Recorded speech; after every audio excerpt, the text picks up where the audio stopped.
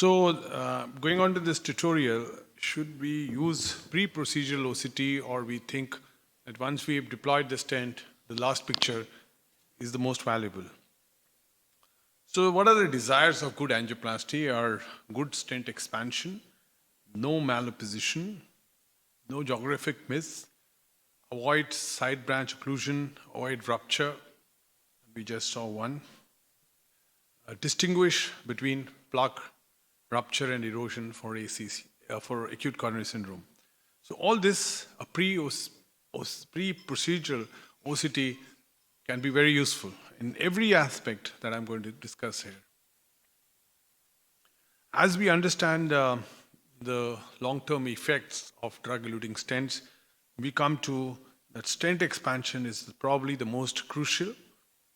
And we have some criteria which were used in Element 4, Element 3, based on OCT to decide stent expansion. But the important part is that stent expansion cannot be left to post-procedure optimization.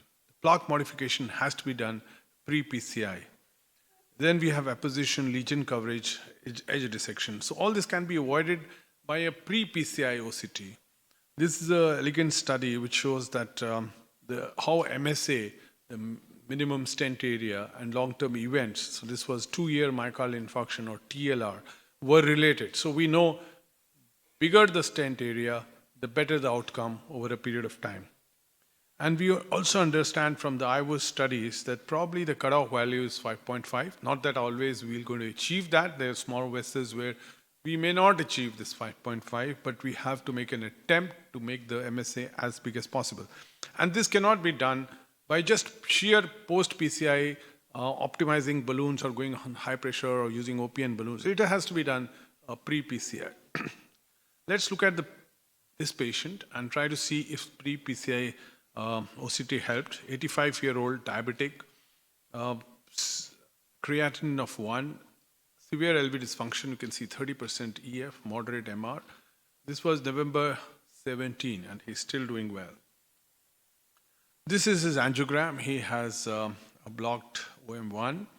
He has a tight ostial LAD and a tight ostial circumflex. He has a previous stent in the proximal LAD, which looks quite okay. So this is a clear picture, which is a complex extensive disease in an elderly LV dysfunction patient. Now, there were various thoughts on the table that you have LV dysfunction, elderly individual. Best is to use a V-stent technique. Do whatever you want to do to plaque modify these two and quickly come out using a V-stent, which looks simple and elegant. It seems from angiography, which can go back again to show you, left main looks good. But what is the reality? So we did a scoring balloon on both vessels using a 3mm balloon. To get good pictures, it is always a good idea to have some amount of flow maintained so that you get a good disease. This is a pullback from the LAD. So you see the stent here. The stent expansion distally is 7.6, which you see this is the lumen.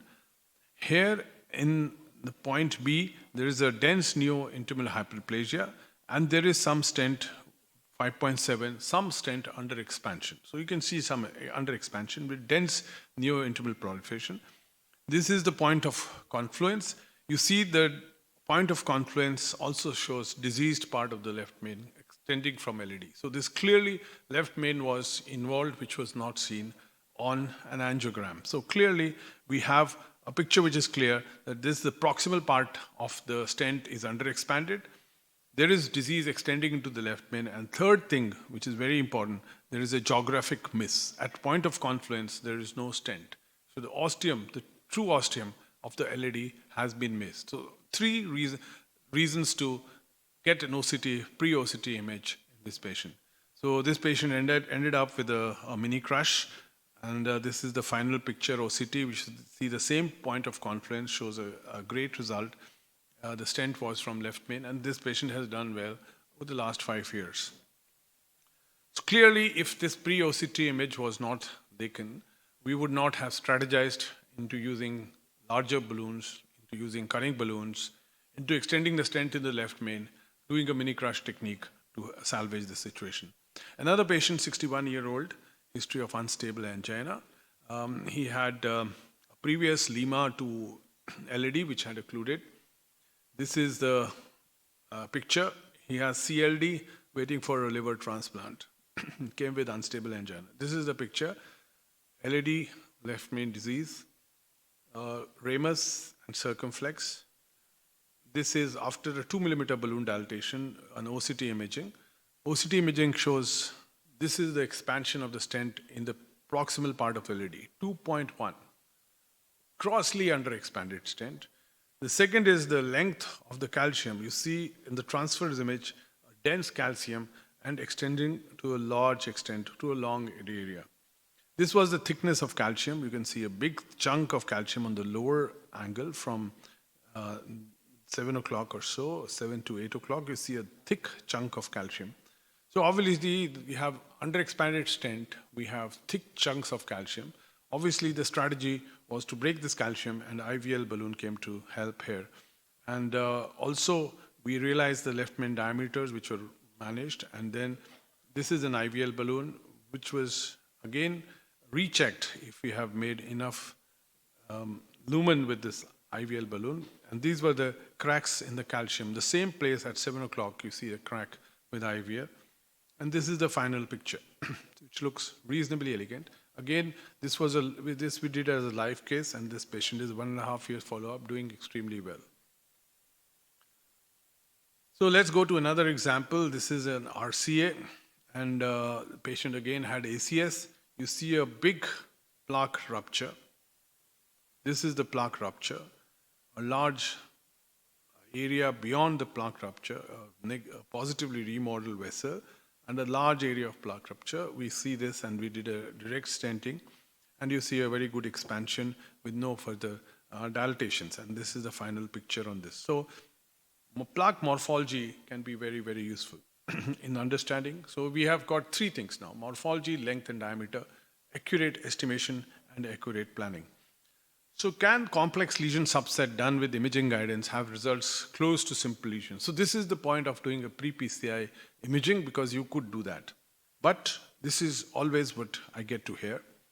I'm an experienced operator. I can assess most of this by angiography, and I don't need it. So what do I say to this? Let's look at this study, which is a light lab study, which is presented in 2020 in the Euro PCR.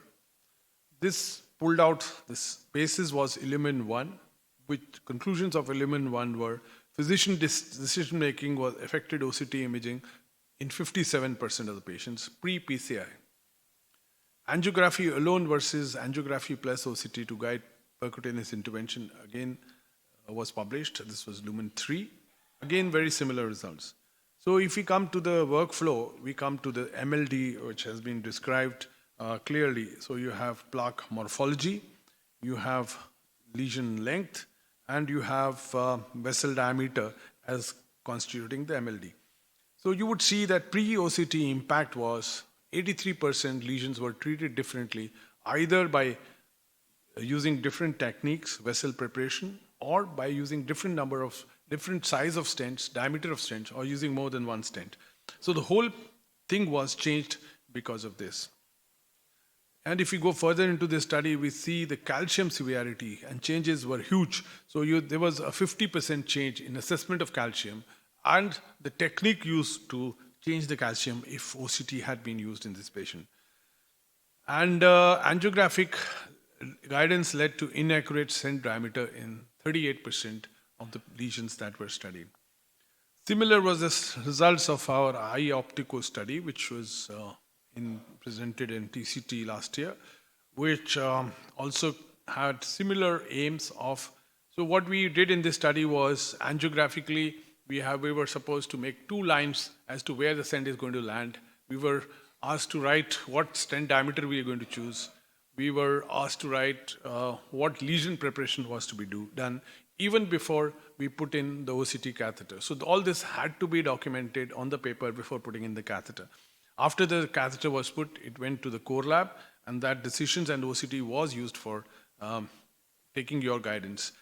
So the strategy changed in majority of patients. The stent diameter, length, lesion preparation, landing zone, overall strategy change was in 76% by using this pre-PCI OCT, which is quite difficult for us to digest. That experienced operator had to change strategies. And if you used ACR in the lab, co-registration, the strategy changed in 86% of the patient, which is quite large. Taking this before I was to prepare for this talk, so we did this case yesterday. So we have a distal part, a lesion in the RCA. And this is the stilled image. So there were four people were called who were experienced operators to say this is the distal lesion that you see in the RCA. Question number 1 is what should be the size of stent? 2.5, 2.75, 3, and 3.5. And second question was that is this significant or we should leave it? So we had answers which were 2.75, 3, and 3.5. The 3.5 person I asked, he says, since we do imaging, we always try to oversize. So normally it would have been 3, and I would have used 3.5. This is yesterday's example. And we did an EEL and found that it was 2.5, and this is a 2.5 into 18 stent. And look at the expansion of this stent. It's well expanded with 90% expansion index. And the MLA at this point was 1.9, so telling you this was a significant lesion. So clearly how mistakes are made on assessment of diameter and stent length and severity of lesion can be very well answered by a pre-PCI OCT. Thank you very much for your kind attention.